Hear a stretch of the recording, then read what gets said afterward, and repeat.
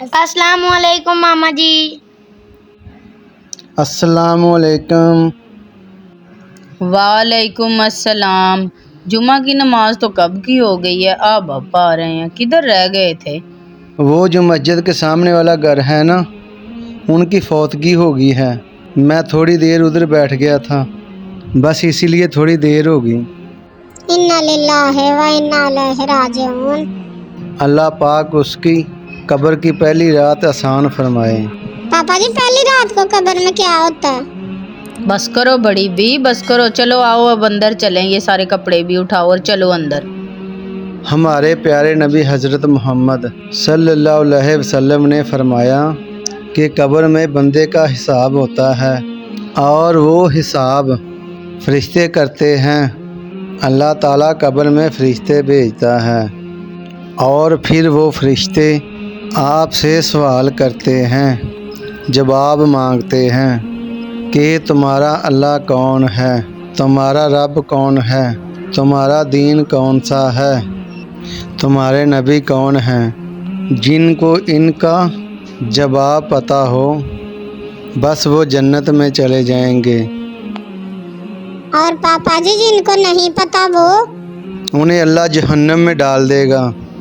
कब्र में फरिश्ते आएंगे, वो इंसान से सवाल जवाब करेंगे कि ऐ बंदे, तुम्हारा रब कौन सा है, तुम्हारा दीन कौन सा है, तुम्हारा नबी कौन है।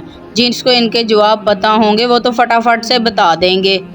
फिर अल्लाह ताला से आवाज़ आएगी कि ऐ फरिश्तों, इसकी कब्र में जन्नत से एक खिड़की खोल दो और इसकी कब्र को वसी कर दो, बहुत बड़ी। वो ऐसे खुशहाल जन्नत में रहेंगे जैसे बाग में नहीं खेलते, ऐसे।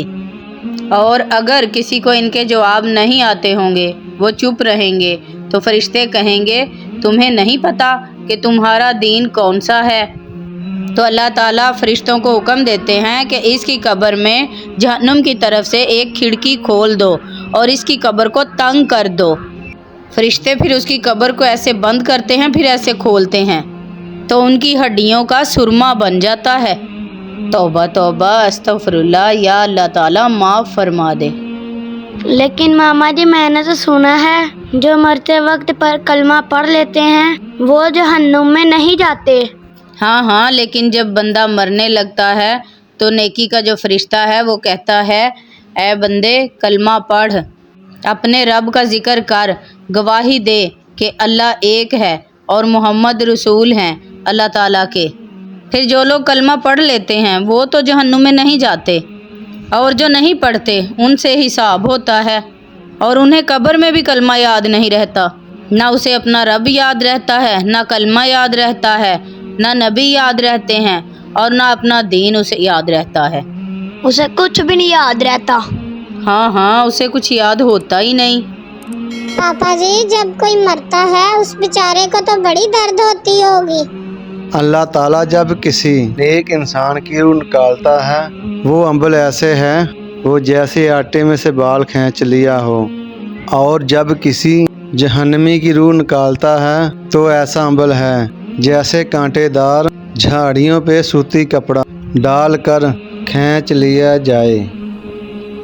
पापा जी, मैंने रात को ख्वाब देखा था, जैसे ना मैं ख्वाब में मर गई थी। जो ख्वाब में मरता है उसकी तो उम्र भर जाती है पागल। और जो ख्वाब में मरकर जिंदा हो जाए वो वाकई ही मरने वाला होता है। हैं पापा, ये सच है? हाँ बेटा। पापा जी, नेक बनने के लिए क्या करना पड़ेगा? घर वालों के साथ और इर्द गिर्द के लोगों के साथ अच्छा सलूक किया करो, नमाज पढ़ा करो, कुरान की तलावत किया करो, अपने माँ बाप की फर्मा बरदारी किया करो। वो लोग नेक हैं जो ये सब काम करते हैं। ये सब काम करने वालों की रूह आसानी से निकल जाती है, क्योंकि ये नेक लोग हैं, इनको मौत की भी दर्द नहीं होती। अल्लाह ताला इन्हें जन्नत में आला मुकाम ता फरमाते हैं।